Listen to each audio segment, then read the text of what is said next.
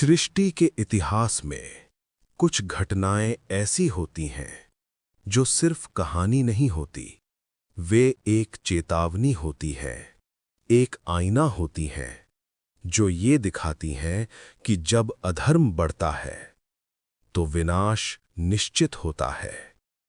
ऐसी ही एक घटना है द्रौपदी का वस्त्र हरण। ये सिर्फ एक स्त्री का अपमान नहीं था, ये पूरी मानवता के सम्मान पर हमला था। ये वो क्षण था जहां से महाभारत के विनाश की शुरुआत हुई। महाभारत की पृष्ठभूमि। महाभारत केवल एक युद्ध की कहानी नहीं है, ये धर्म और अधर्म के बीच की सबसे बड़ी लड़ाई है। हस्तिनापुर, जहां राजगद्दी के लिए लालच, ईर्ष्या और सत्ता की भूख धीरे धीरे बढ़ रही थी। एक ओर थे पांडव, धर्म, सत्य और न्याय के प्रतीक, और दूसरी ओर थे कौरव, अहंकार, लालच और अधर्म के प्रतीक। इस संघर्ष की जड़ थी ईर्ष्या और अपमान का बदला। द्रौपदी का जन्म एक दिव्य रहस्य। द्रौपदी कोई साधारण स्त्री नहीं थी, वो अग्नि से उत्पन्न हुई थी। राजा द्रुपद ने एक यज्ञ किया था जिसमें अग्नि से 2 दिव्य संतानें प्रकट हुई थीं, एक धृष्टद्युम्न और दूसरी द्रौपदी। द्रौपदी का जन्म ही एक उद्देश्य लेकर हुआ था, अधर्म का अंत। उसकी सुंदरता अलौकिक थी, उसकी बुद्धि तीव्र थी और उसका भाग्य इतिहास बदलने वाला था। द्रौपदी का स्वयंवर और 5 पांडवों से विवाह। द्रौपदी का स्वयंवर हुआ जहां एक कठिन धनुष और लक्ष्य रखा गया था। अनेक राजाओं ने प्रयास किया लेकिन सफल कोई नहीं हुआ। तब एक ब्राह्मण वेश में आए अर्जुन ने उस लक्ष्य को भेद दिया और इस तरह द्रौपदी का विवाह अर्जुन से हुआ। लेकिन जब पांडव अपनी माता कुंती के पास पहुंचे तो उन्होंने बिना देखे कहा, जो लाए हो आपस में बांट लो। माता के वचन धर्म होते हैं और इस तरह द्रौपदी बनी 5 पांडवों की पत्नी। दुर्योधन का अपमान, बदले की आग। एक दिन दुर्योधन इंद्रप्रस्थ आया। वहां माया सभा थी जहां जल और जमीन का भ्रम होता था। दुर्योधन ने पानी को जमीन समझकर कदम रखा और गिर गया। तभी द्रौपदी हंस पड़ी और कहा, अंधे का बेटा अंधा। ये शब्द दुर्योधन के हृदय में आग बनकर बैठ गए। उसने उसी क्षण प्रतिज्ञा ली कि इस अपमान का बदला लूंगा। जुए का खेल, विनाश की शुरुआत। दुर्योधन ने अपने मामा शकुनी के साथ मिलकर एक षड्यंत्र रचा। युधिष्ठिर को जुए के लिए आमंत्रित किया गया। युधिष्ठिर धर्मराज थे, लेकिन जुए की कमजोरी भी थी और यही कमजोरी उनके पतन का कारण बनी। एक एक करके उन्होंने सब कुछ दांव पर लगा दिया, राज्य, धन, भाई, स्वयं को और अंत में द्रौपदी को भी। द्रौपदी को सभा में बुलाया गया। दुर्योधन ने आदेश दिया, द्रौपदी को सभा में लाओ। दुशासन उसे घसीटते हुए लाया। द्रौपदी ने प्रश्न किया कि जिसने पहले खुद को हार दिया, क्या उसे मुझे दांव पर लगाने का अधिकार था? लेकिन सभा में कोई उत्तर नहीं था। भीष्म, द्रोण, विदुर सब चुप थे। वस्त्रहरण, मानवता का सबसे बड़ा अपमान। दुर्योधन ने आदेश दिया, द्रौपदी का वस्त्र हरण करो। दुशासन ने उसकी साड़ी खींचनी शुरू की। द्रौपदी ने पहले अपने पतियों की ओर देखा, लेकिन वे मौन थे। फिर उसने अपनी सभा के बुजुर्गों की ओर देखा, लेकिन वे भी चुप थे। अंत में उसने अपनी आंखें बंद कीं और पुकारा, हे कृष्ण, अब आपकी शरण में हूं। भगवान कृष्ण का चमत्कार। श्री कृष्ण ने उसकी पुकार सुनी और चमत्कार हुआ। जैसे ही दुशासन साड़ी खींचता, वैसे ही नई साड़ी प्रकट हो जाती। खींचता गया, लेकिन साड़ी कभी खत्म नहीं हुई। दुशासन थक गया, सभा स्तब्ध रह गई। ये सिर्फ एक चमत्कार नहीं था, ये संदेश था। जहां सच्ची भक्ति होती है, वहां भगवान स्वयं रक्षा करते हैं। द्रौपदी की प्रतिज्ञा।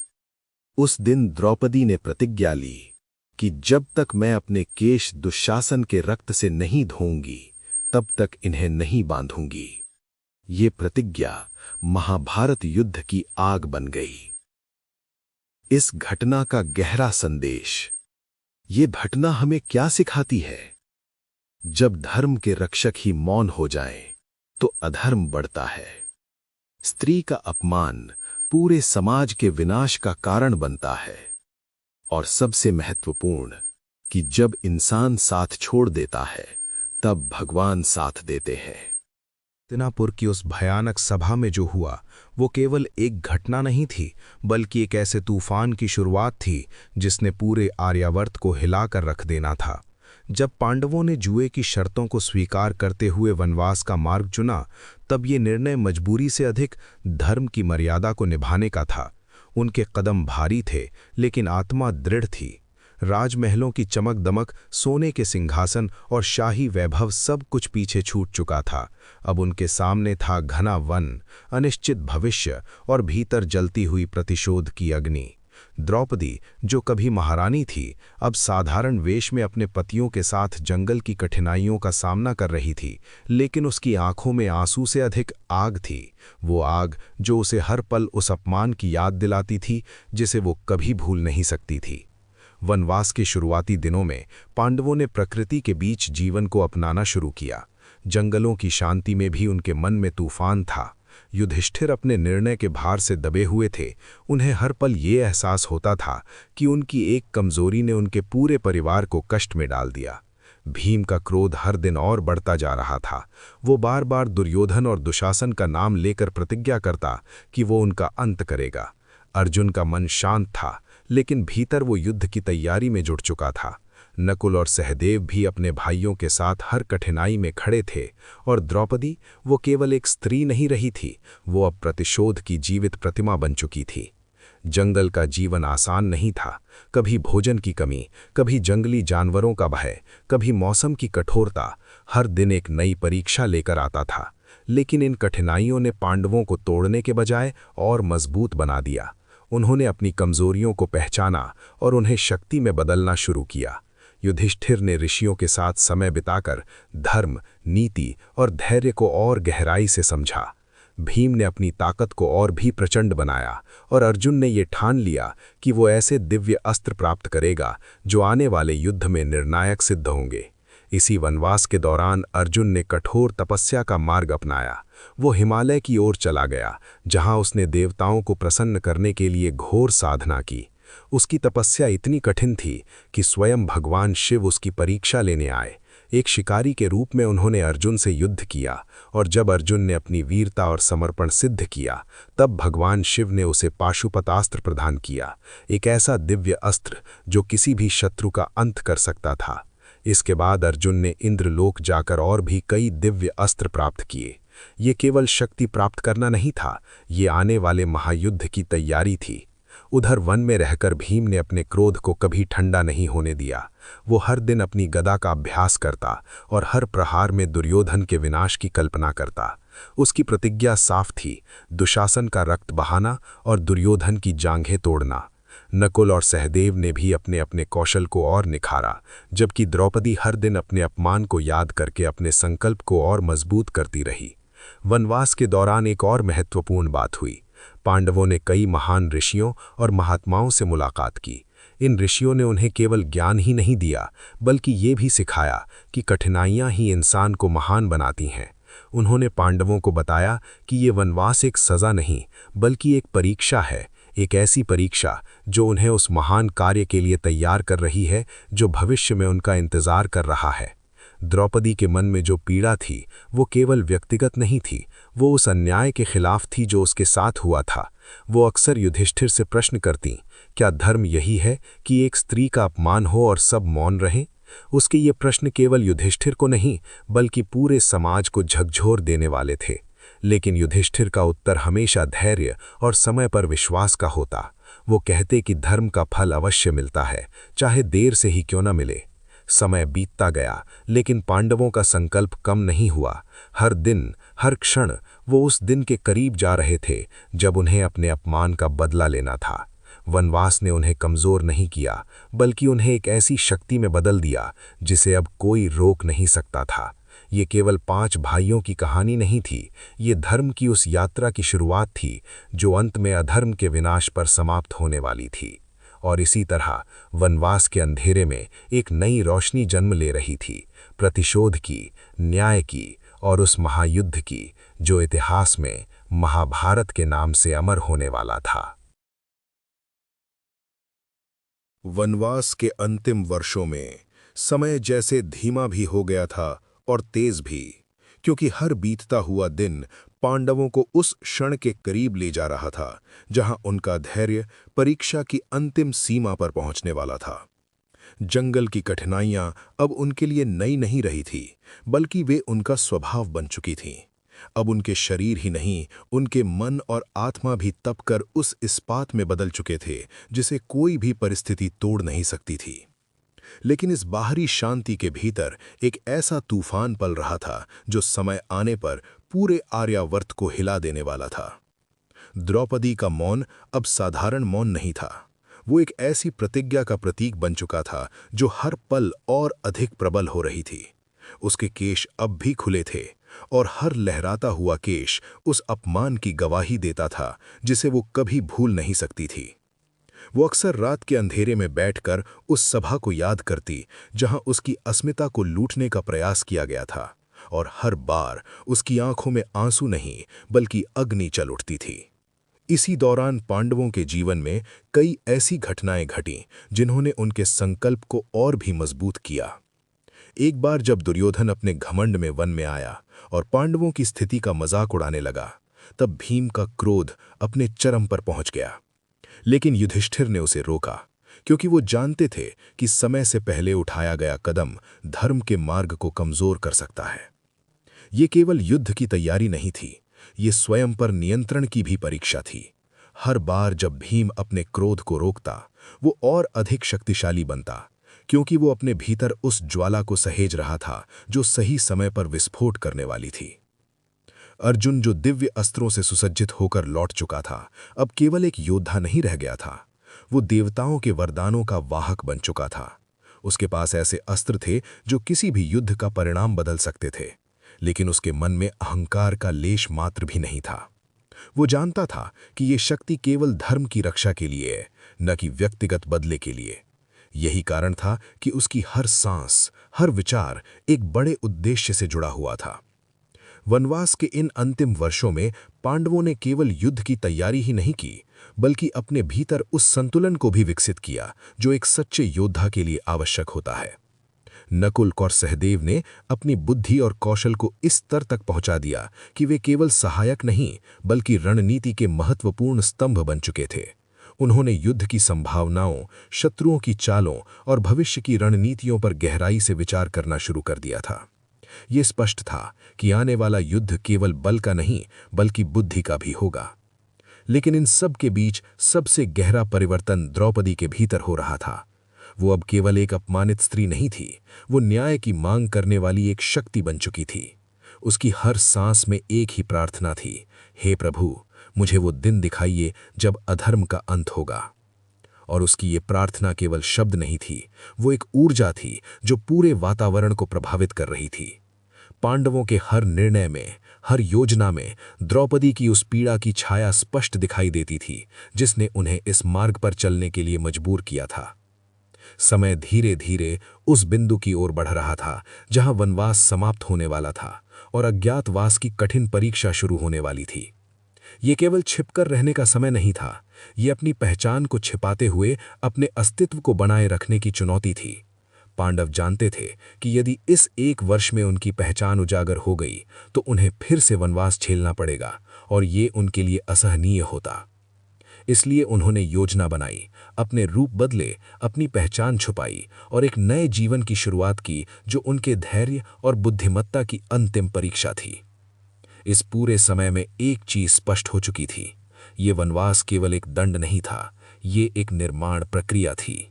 ये वो समय था जिसने पांडवों को साधारण राजकुमारों से असाधारण योद्धाओं में बदल दिया था। उन्होंने अपने भीतर के भय को समाप्त कर दिया था, अपने क्रोध को नियंत्रित करना सीख लिया था और अपने लक्ष्य को स्पष्ट कर लिया था। अब उनके सामने केवल एक ही मार्ग था, धर्म की स्थापना और अधर्म का अंत। और जैसे जैसे वनवास का अंतिम क्षण नजदीक आ रहा था, वैसे वैसे पूरे ब्रह्मांड में एक अनकहा संकेत फैल रहा था, कुछ बहुत बड़ा होने वाला है। ये केवल एक युद्ध नहीं होगा, ये एक युग का अंत और एक नए युग की शुरुआत होगी। पांडव तैयार थे, उनका संकल्प अटूट था और उनका लक्ष्य स्पष्ट था। अब केवल समय का इंतजार था, जब वे उस भूमि पर कदम रखेंगे जहां उनका अपमान हुआ था और जहां से उनकी प्रतिज्ञा की अग्नि ने जन्म लिया था। ये कहानी अब अपने चरम की ओर बढ़ रही थी, जहां हर प्रतिज्ञा पूरी होगी, हर अन्याय का अंत होगा और धर्म एक बार फिर विजय प्राप्त करेगा। कुरुक्षेत्र की भूमि अब केवल युद्ध का मैदान नहीं रह गई थी, वो धर्म और अधर्म के अंतिम संघर्ष का साक्षी बन चुकी थी, जहां हर दिन रक्त से इतिहास लिखा जा रहा था और हर रात हार और जीत के बीच की रेखा धुंधली हो जाती थी।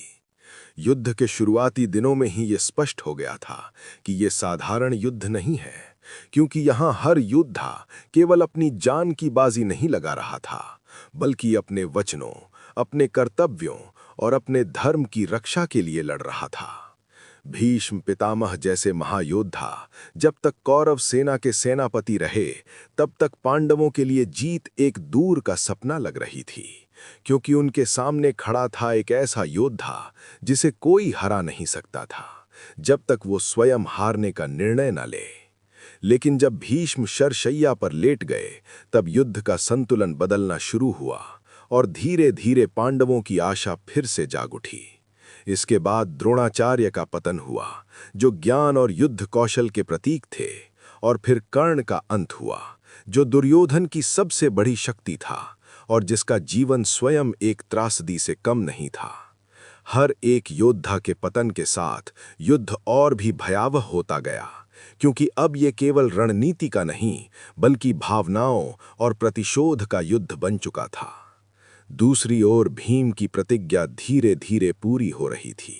उसने दुशासन का वध किया और उसका रक्त द्रौपदी के केशों पर चढ़ाकर अपनी प्रतिज्ञा निभाई, जिससे द्रौपदी के अपमान का एक हिस्सा समाप्त हुआ। लेकिन उसके हृदय की आग अभी भी शांत नहीं हुई थी, क्योंकि असली कारण दुर्योधन अभी जीवित था। अंततः वो क्षण भी आया जब भीम और दुर्योधन आमने सामने थे, और गदा युद्ध में भीम ने अपनी प्रतिज्ञा को पूरा करते हुए दुर्योधन की जांघ तोड़ दी, जिससे उसका अंत निश्चित हो गया। ये केवल एक व्यक्ति की हार नहीं थी, ये अहंकार, अधर्म और अन्याय की हार थी। लेकिन इस जीत के साथ एक गहरा दुख भी जुड़ा हुआ था, क्योंकि इस युद्ध ने सब कुछ छीन लिया था। परिवार, संबंध, गुरु, मित्र, सब कुछ इस अग्नि में जल चुका था। जब युद्ध समाप्त हुआ, तब कुरुक्षेत्र की भूमि पर केवल सन्नाटा था और चारों ओर फैला हुआ विनाश इस बात की गवाही दे रहा था कि युद्ध कभी भी किसी के लिए पूर्ण जीत नहीं लाता। पांडव जीत चुके थे, लेकिन उनके हृदय में वो खुशी नहीं थी जिसकी उन्होंने कल्पना की थी, क्योंकि इस विजय की कीमत बहुत भारी थी। द्रौपदी, जिसने अपने अपमान का बदला लिया था, अब भी उस दर्द को महसूस कर रही थी जिसने उसे इस रास्ते पर चलने के लिए मजबूर किया था। ये स्पष्ट हो चुका था कि धर्म की जीत अवश्य होती है, लेकिन उसका मार्ग आसान नहीं होता। उसमें त्याग, कष्ट और बलिदान की आवश्यकता होती है। इस पूरे युद्ध का सबसे बड़ा संदेश यही था कि जब भी समाज में अधर्म बढ़ता है, जब भी अन्याय अपनी सीमा पार करता है, तब विनाश अवश्य होता है, लेकिन उस विनाश के बाद ही एक नई शुरुआत होती है। महाभारत का ये अध्याय केवल एक कहानी नहीं, बल्कि एक सीख है, एक चेतावनी कि अहंकार और लालच अंततः विनाश की ओर ही ले जाते हैं, और केवल सत्य, धैर्य और धर्म ही ऐसे मूल्य हैं जो अंत में विजय दिलाते हैं। और इसी के साथ एक युग समाप्त हुआ और एक नया युग शुरू हुआ, जहां इस महायुद्ध की गूंज हमेशा के लिए इतिहास में अमर हो गई। समाप्त हो चुका था, लेकिन उस युद्ध की गूंज अब भी हर दिल में जीवित थी। कुरुक्षेत्र की धरती, जो कभी वीरों के पराक्रम की साक्षी थी, अब केवल सन्नाटे और विनाश का प्रतीक बन चुकी थी। चारों ओर बिखरे शव, टूटी हुई रथों की ध्वनि और रोते हुए परिवार, ये सब इस बात का प्रमाण था कि ये जीत भी एक तरह की हार ही थी। पांडवों ने युद्ध तो जीत लिया था, लेकिन उन्होंने अपने ही प्रियजनों, गुरुओं और मित्रों को खो दिया था। ये विजय उनके लिए गर्व का नहीं, बल्कि भारी दुख और पश्चाताप का कारण बन गई। युद्ध के बाद जब युधिष्ठिर को हस्तिनापुर का राजा बनाया गया, तब उनके हृदय में कोई उत्साह नहीं था। उन्हें लगता था कि ये सिंहासन उन अनगिनत बलिदानों की कीमत पर मिला है जो कभी चुकाई नहीं जा सकती। उनके मन में बार बार यही प्रश्न उठता, क्या ये युद्ध आवश्यक था? उनके भीतर का धर्म उन्हें शांति नहीं दे रहा था। तब भगवान श्री कृष्ण ने उन्हें समझाया कि ये युद्ध केवल राज्य के लिए नहीं था, बल्कि धर्म की स्थापना के लिए था। जब अधर्म अपनी सीमा पार कर जाता है, तब उसे समाप्त करना ही सबसे बड़ा धर्म बन जाता है। द्रौपदी, जिसने अपने अपमान का बदला पा लिया था, अब भी उस दर्द को पूरी तरह भूल नहीं पाई थी। उसकी आंखों में अब क्रोध नहीं था, लेकिन एक गहरी उदासी थी। उसने अपने पुत्रों को खो दिया था, जो इस युद्ध में मारे गए थे। ये जीत उसके लिए अधूरी थी, क्योंकि एक माँ के लिए अपने बच्चों का खोना किसी भी विजय से बड़ा दुख होता है। उसका जीवन अब एक ऐसी कहानी बन चुका था जिसमें न्याय तो मिला, लेकिन शांति कहीं खो गई। समय बीतता गया और पांडवों ने अपने राज्य को धर्म और न्याय के मार्ग पर चलाने का प्रयास किया। युधिष्ठिर ने एक आदर्श राजा बनकर शासन किया, जहां सत्य, करुणा और न्याय सर्वोपरि थे। लेकिन उनके भीतर का दर्द कभी पूरी तरह समाप्त नहीं हुआ। अंततः जब समय आया तो पांडवों ने ये समझ लिया कि अब उनका कार्य इस संसार में पूरा हो चुका है। उन्होंने राजपाट त्याग दिया और हिमालय की ओर अंतिम यात्रा पर निकल पड़े। एक ऐसी यात्रा जो केवल शरीर की नहीं, बल्कि आत्मा की मुक्ति की यात्रा थी। इस अंतिम यात्रा में भी एक गहरा संदेश छिपा था। एक एक करके उनके साथी इस यात्रा में गिरते गए। द्रौपदी, भीम, अर्जुन, नकुल, सहदेव और अंत में केवल युधिष्ठिर ही जीवित बचे। ये दर्शाता है कि जीवन में हर व्यक्ति को अपने कर्मों का फल स्वयं ही भुगतना होता है। अंततः युधिष्ठिर ने भी अपने शरीर को त्याग दिया और स्वर्ग की प्राप्ति की, जहां उन्हें सच्ची शांति मिली। महाभारत की ये पूरी कहानी केवल एक युद्ध की कथा नहीं है, ये जीवन का एक गहरा दर्शन है। ये हमें सिखाती है कि अहंकार, लालच और अन्याय का अंत निश्चित है, चाहे वो कितना भी शक्तिशाली क्यों न हो। ये भी सिखाती है कि धर्म का मार्ग कठिन होता है, लेकिन अंत में वही सच्ची विजय दिलाता है। और सबसे महत्वपूर्ण बात, हर कर्म का फल अवश्य मिलता है, चाहे देर से ही क्यों न मिले। इस कहानी का सबसे शक्तिशाली संदेश यही है कि जब भी जीवन में अन्याय का सामना हो, तो हमें धैर्य, विश्वास और सही मार्ग पर चलते रहना चाहिए, क्योंकि अंततः सत्य ही जीतता है और धर्म ही स्थायी होता है। महाभारत हमें ये नहीं सिखाता कि युद्ध कैसे जीता जाए, बल्कि ये सिखाता है कि जीवन कैसे जिया जाए, सत्य के साथ, धैर्य के साथ और विश्वास के साथ। और इसी के साथ महाभारत की ये महान गाथा समाप्त होती है, लेकिन इसके संदेश, इसकी सीख और इसकी गूंज हमेशा हमारे भीतर जीवित रहती है, रिमाइंडिंग अस कि हर युग में, हर समय में धर्म और अधर्म का ये संघर्ष चलता रहेगा और अंत में जीत हमेशा सत्य की ही होगी।